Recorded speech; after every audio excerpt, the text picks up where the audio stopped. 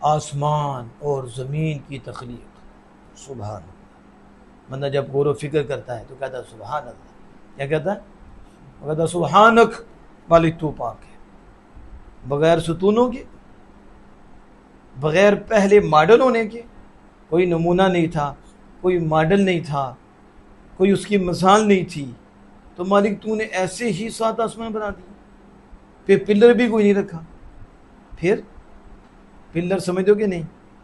सतून है उन्हें को कर सा इंग्लिश बोल दे ने, ठीक है।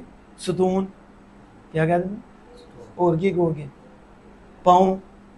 क्या ये कर सकती करामत होनी है कि दोनों पाँव चुक के खलोती हों? क्या होगी? कर सकते दोनों पाँव चुको तो खड़े रहोगे, तो जो खड़े रह गए फिर तो दवाई बह गई। एक और पीर साहब आ गए, दोनों पाँव चुकते हैं फिर भी खड़े रहते हैं।